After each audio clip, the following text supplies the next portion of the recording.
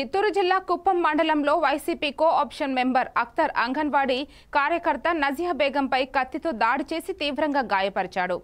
రాగిమను మిట్ట గ్రామానికి చెందిన నజియా బేగం గత 15 ఏళ్లుగా సేవలందిస్తోంది. స్థానికంగా వేధింపులు కొనసాగించిన అఖ్తర్ ఆమెను నీటి కోసం ఎదురు చూస్తుండగా హింసకు పాల్పడ్డాడు. తీవ్ర గాయాల పాలైన నజియా ప్రస్తుతం ఆసుపత్రిలో చికిత్స పొందుతోంది. ఈ ఘటనపై టీడీపీ నేతలు స్పందించి బాధితురాల్ని పరామర్శించారు. వైసీపీ నేతల అరాచకాలకు వెంటనే అడ్డుకట్ట వేసి బాధ్యత వహించే వారిపై కఠిన చర్యలు తీసుకోవాలని డిమాండ్ చేస్తున్నారు.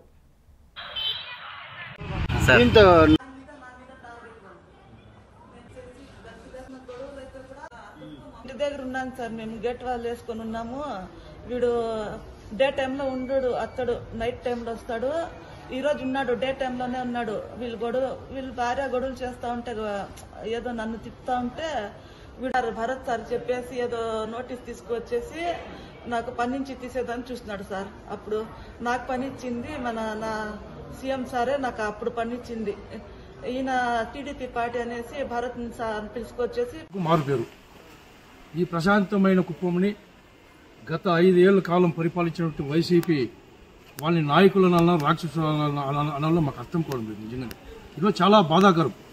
ఈరోజు చూస్తూ ఉంటే ప్రతిరోజు కూడా కుప్పం ప్రశాంతంగా ఉన్నటువంటి కుప్పంలో ఏదో విధంగా ఇక్కడ దాడులు చేయడము, ప్రశాంతమైన వాతావరణాన్ని భంగం కలిగించడము, అది అల్లరు గ్రామంలో భయభ్రాంతులు గురి చేస్తా ఉన్నాడు. ఎవరు చూసినా భయపడతా ఉన్నారు. ఇలాంటి రెవల్యూషనరీ సంఘంలో బతికే నైతిక విలువ కూడా లేదు. అతన్ని సంఘ బహిష్కరణ చేయాలా. ఈ జిల్లా కానీ రాష్ట్రంలో కానీ అతన్ని వెలివేయాలా. అతనికి ఎవరైతే వంతు పడుతూ ఉన్నారో